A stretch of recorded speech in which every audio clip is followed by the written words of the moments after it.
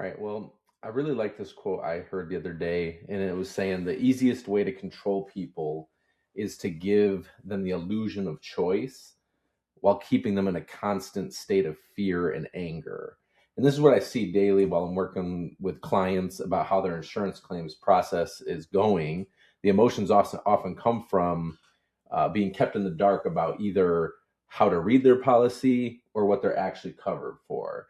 And so I'm Dustin with Empty Box, and we're going to look at some policies today in areas that I find carriers tend to keep people in the dark about what they're actually covered for. So this is I am no way a lawyer or a public adjuster. And I'm not offering or suggesting any of this is legal help, but these are basic language barriers that I find a lot of times homeowners or even contractors struggle to understand when simply just trying to discuss what their actual coverages are or what they're owed after a loss. So we can just jump right into it.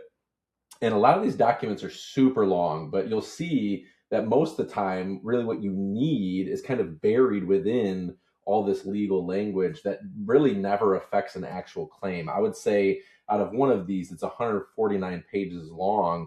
And in order to get this claim to actual payout for what they were owed, there was literally 4 sections, and it was over like 5 pages, maybe even less. Honestly, it was like little snippets here and there, is all that the carrier needed to just approve certain portions that they were trying to dispute. So 149 pages needing 4 pages to get something approved. You'll see that a lot of this is, honestly, I think more than anything, it's just to distract people, frustrate them, make them give up, and just trust like, well, whatever you say I get is what I get. But you're actually, like, your policy says exactly what you're covered for. And so that's kind of where I always like to start, is just understand what did you pay for. And we'll kind of look at some areas where people didn't pay for enough coverage, and where some have like crazy additional coverages and optional coverages added. I think the most shocking one I had recently was a client. He had literally unlimited assisted living, or loss of use. So like when you have to leave your home for repairs to be done, he had unlimited, no limit, no cap. As long as he needed to stay out, he had as much money as he needed. I've never seen that before until recently in the last couple of months. So yeah, a crazy additional optional coverage he had, and that really helped him out for sure in his loss. So I think the thing is that we'll look at is exclusions are sometimes a big issue on policies where someone didn't pay for, or even consequently they like wrote in that they don't want coverage for it. And so I think that one's going to be a big one that we'll see. But then additional coverages can really help out on a loss, and especially when it's like a catastrophic loss, these additional coverages do come in handy. So I do want to start off with kind of a language simplification, because I do see a lot of times contractors and homeowners, when a carrier or an adjuster is talking about RCV value or ACV value. And one of the simpler ways to think about this is you have replacement cost or you have actual cash value. And if you have a ACV value that they've approved to you, so let's say your policy limit is $1 million and you have an ACV value that they've approved at $750,000, you're allowed to walk away with that $750,000. That's your money. Do whatever you want with it. You don't have to repair or replace what you lost. That's your money. They've approved it as actual cash value of your loss. Now, if you want the rest of that $250,000 to get to the $1 million coverage limit, the replacement cost value, RCV, is what you would need to do all the work to get that additional funds sent. So that's kind of the way that they view it. But that's what ACV, RCV, they're two like phrases, simplifications that get thrown around all the time. And people are like, I don't even know what I'm supposed to be getting paid, because it's two different numbers on a document. So you'll see RCV value is the full replacement cost. And then the ACV value is what they've sent you, that you don't have to even do anything to the repairs. If you don't want to, you can walk away. And that does happen sometimes, not very often, because most people cover something that they want. And, they do want to replace it when they lose it. But there are cases where people are like, I don't want to rebuild. I'm just going to move on and go somewhere else to a different state or whatever. So let's kind of just start off with language, but let's look at reading a policy, looking at coverages and additional coverages. So we'll start off with a simple one. This policy here, you can see that there's an area. This is on page 5, mind you. Now, the previous pages are just mostly blank or just like, hey, this is who we are. But page 5, it goes through, and usually it is pretty close to the top where you'll see this, but it tells you your coverages. So section 1 coverages, and then the limit of that liability to the carrier. So dwelling, which is coverage A, and that is usually what your dwelling is under, coverage A. That's going to show 1,355,000 is the limit here. Other structures, which is usually going to be like a detached garage, a shed. Sometimes they'll put pools in this section. That one can go into a few different coverages. They have like maybe a patio or something like that. This is a limit of 271,000.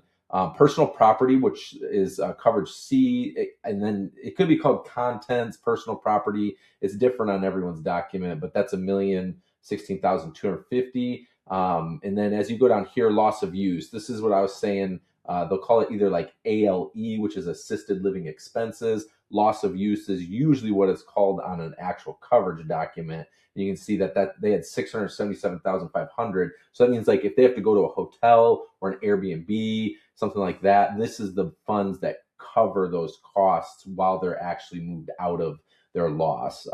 So then you have some additional optional coverages happening here. And this is where it starts to actually help out. So additional replacement cost, 25% of coverage A. So if we looked up here, there was $1.3 million. And so 25% of that, which in this case, I mean, just quick math, I don't know, you'd probably have something like $360,000 or something. So that's going to be in addition to what this is. So now you might say, well, my actual coverage to rebuild my home is at 1.7 million at this point, or 1.8 million. But let's see if they actually had code upgrade, which they did. So ordinance and law, which is like upgrading to current codes, there was an additional 25%. So now if we look at 1.35, we have 50% extra to add on top of that. And so in this case, you have what, 500, so 600, let's just say 700,000. So now you're at $2 million or so is what the actual coverage for this loss is at $2 million. And that's kind of how you would read these things as you go down. You would see like I have that additional, and then you have this additional here for ordinance and law at the 25%. So that is kind of how you would start to see what am I actually covered for. And a lot of times this section and this section become actually a huge issue with the carrier. A lot of times either the adjuster just doesn't understand that these coverages mean something. They could be new and not understand what that means, or they're just like blatantly like kind of neglecting them when they need to be added in. So doing claims management for a lot of contractors and homeowners, which if you find yourself at like complete frustration, by all means, give me a call. This is what I do every day, is help get these things added to your coverages in the sense of like what they're actually paying you for. And sometimes they'll just ignore these things. And I don't know what really the rhyme or reason is, but it does happen very, very often. So, but that's how you would read that. And then, so there's some additional ones up here. This is actually a pretty low for a water backup sump discharge, but it's probably where they're actually located at. I think this one was in California. Now, where I'm at in Michigan, people will pay for like additional, I think 25,000 is maybe the highest I've seen. And that's still low. Like if the water were to start raising up in here from a sump backup, if it ruined everywhere down here on this bottom floor, 25,000 is not even to cover it. So generally speaking, depending on where you're at, you would want to make sure that this is probably a little higher. And but you'll still usually run into policy limit issues there. So that's just something to talk to your agent about. But so that's the first one, just looking at like, where are my coverages and how do they read? So that's the first part of it. Building codes. So this is one, like some people don't pay for it, which I think is crazy. So it's very important when you're talking to your agent to make sure these things are actually on the document. Because you can see on this one, dwelling protection was 324,395. Now that's great, but the way that they actually apply code upgrades is like, if, for instance, if there was like a issue with my window right here, and the way that it's put in is old. Well, if I had damage to this wall from maybe a tree falling down and hitting it, and then this wall needs to be replaced, if there's issues with how this window is installed and it needs to be brought up to current code, the insurance carrier doesn't have to pay for those additional costs. Technically, they have to pay for what was there. So if I had this window and it's just framed normally and there's no extra additional things for at least like how it's installed, let's say I had an additional $6,000 of code upgraded needed costs that have to be incurred, and they're like, well, that's not how it was, it's more of a code issue,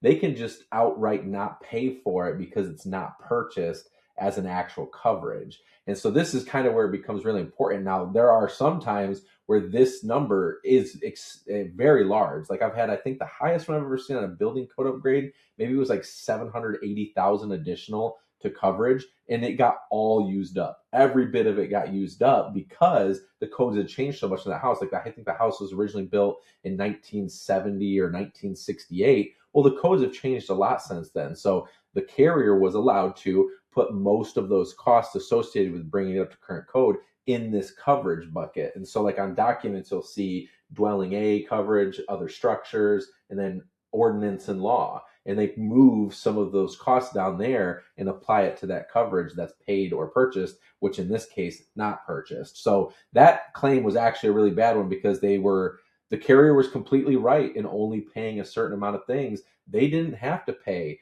for all the decking upgrades and all the other things. And that's like, it was like I think $16,000 that the property owner had to pay because they just didn't pay for that coverage. So super important to know that.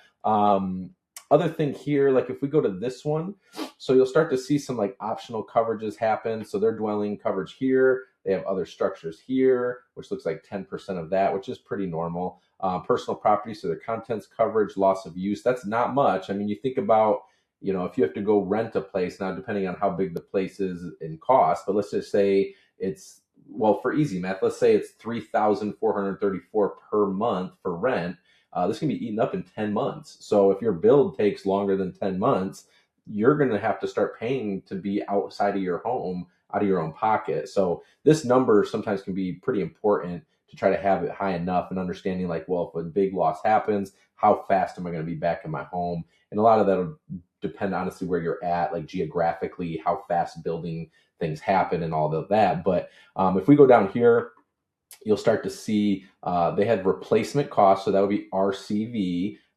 They have 100% of the percentage allowed for that. And so they put this number here, which is year it was installed. That's more for how they're going to depreciate it. So if they said, well, this thing is 9 years old, they're going to depreciate it by 9 years. So then your actual cash value, which is the ACV amount they'll send you, and if you don't want to do the repairs, that's up to you, but they'll send you that amount. It'll be depreciated by 9 years. So to get the rest of it, then you have to do the replacement of the roof, and then you get the rest of whatever they held back from that. So that's kind of how that reads. And then down here, we start to see some additional coverages. And this is right here. It says replacement cost of roofing surface for wind and hail. And then down here, it says it again, replacement cost on roofing surfacing for windstorms or hail losses. Now, interestingly, this claim has had a huge issue getting them to pay for this. They just wanted to pay for some minor repairs,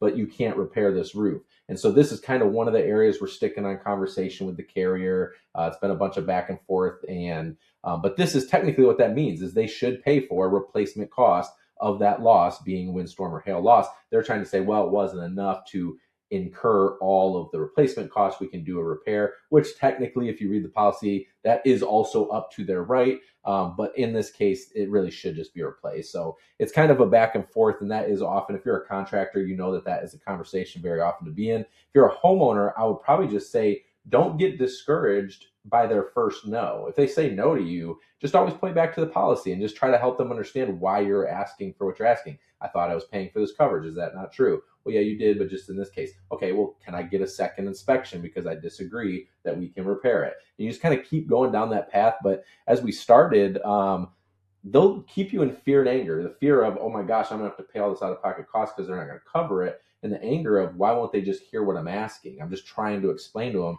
I thought I was paying for this coverage. And they'll just stay in that loop until you feel like, man, fine, I guess I have no choice in this thing. And it does kind of keep you in the dark of what you're actually owed. But this one is very interesting. So if you are in like Oh, I would say even like an HOA, or you're in a building that has multi units, stuff like that. Condo associations, sometimes there's multi policy coverage. So there's the policy that's owned by the HOA or the condo association or the building complex. If you're renting an apartment, stuff like that, they pay for, generally speaking, exterior walls up to that exterior wall. So they, a lot of times, they'll white box it, they call, they'll replace this drywall, but they won't paint it. The painting is actually part of the tenant's policy. And so these ones become really tricky because a lot of times what carriers will do, at least on the other portion for all the exterior structural things, they'll try to say, well,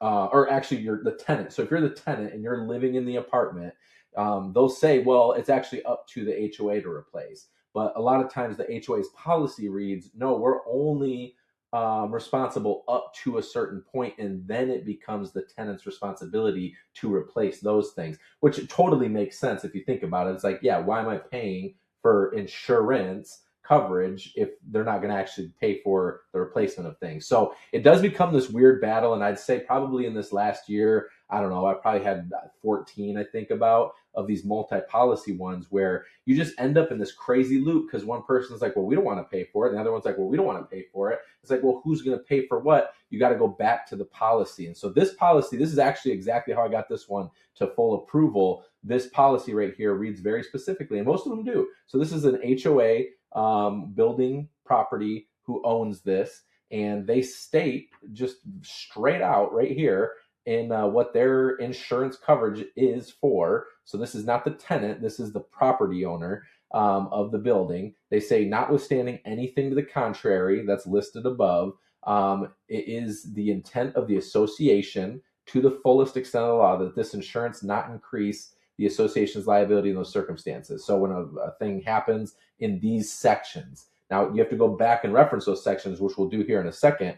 But I think that that's the most important thing, is they're saying, hey, we'll cover up to these things, but we will not cover the things that are listed in these areas. And that's what they're actually stating here. So, because they do say, yeah, loss or damage by fire by the standard special form endorsement, excluding earthquake and flood. So now we have to go back to 10.9. So this will be our first reference point, which I think is somewhere up here. So 10.9. This is just basically stating that right of entry to inspect. So the tenant can't stop the property owner or association from actually looking at the loss on the interior as well. Kind of like figuring out, like, what was the cause of the loss? How did this happen? What's going on? They just need to have a chance to look at it, which makes total sense, right? They need to be able to understand like what's going on. So down here it says damage by association. Any damage that they create, they will cover. They're basically stating, and then it goes down here.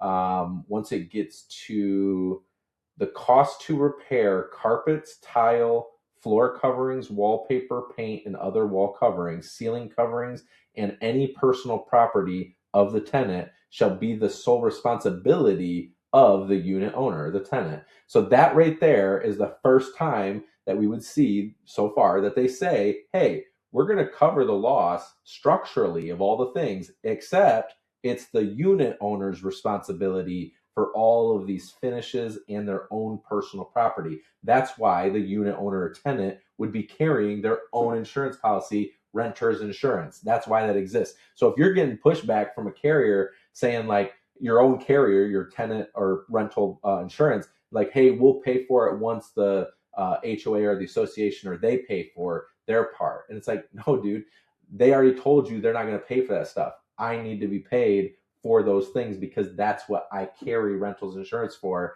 They're not responsible for it. You have to point them to these type of documents. So if you don't have this on file or need it, you usually just call like the association board or someone there and just say, hey, I just need a copy of the master policy, is usually what they call it. It'd be called the master policy of that building. And then you can just start to dig through these things and find, like, what are you actually covered for? What are you not covered for by the association? Why do you carry rentals insurance? So then the other part is 10C is where we see damage by association, similar thing. So it goes through again. It just says, hey, any of these finishes is the sole responsibility of the unit owner. And then again at 10.12, I think is the last time it shows up, it says limitation liability. So the association is saying we're limiting our liability. We'll cover a lot of this stuff. We really will do it. And they'll cover most of these things, but then it just basically says like, hey, it's going to be the unit owner, right here, kept by, okay, vehicle thing, maybe such common pipes, drains, blah, blah, blah, notwithstanding anything the contrary herein, in the event of the unit is damaged as a result of the sole negligence of the association. So they're saying if we did something wrong, yeah, we'll cover it. That's fair. And that's basically it. So this whole section is just saying, unless we did something wrong as the association, it is up to a unit owner to carry their own insurance. And that is really the truth of all those circumstances. And so I think anytime you're running into a multi-policy issue, it's usually that someone's misunderstanding the actual language of the master policy. You just got to help them kind of understand, hey, they've limited their liability. They've said it's the sole responsibility of the unit owner to cover these things. Therefore, now let's look at your policy, renter policy, and see what you're covered for. So that'd be a whole different thing. I didn't have that in this one, in this case, because I just didn't need to. I was just trying to get certain things covered and pushed through. But I would say after looking at all these, it's very, very important to understand and discuss with your agent to what are you looking to be covered for.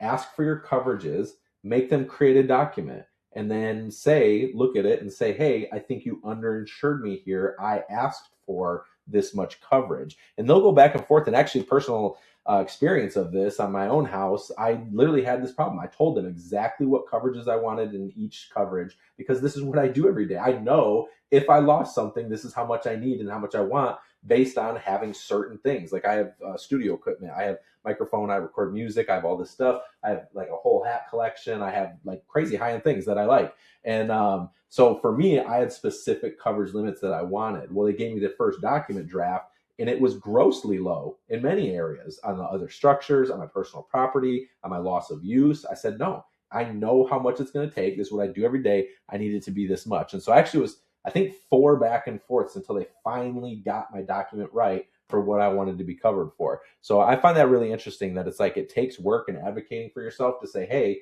I need this coverage. I think one of the cool things too, if you need to, so most policies will say coverage a dwelling. So let's say I was on page 1 and I didn't know where this was at. Where is it that shows my coverage a dwelling? You can go Command F. It'll bring up a search bar, and then just look up coverage.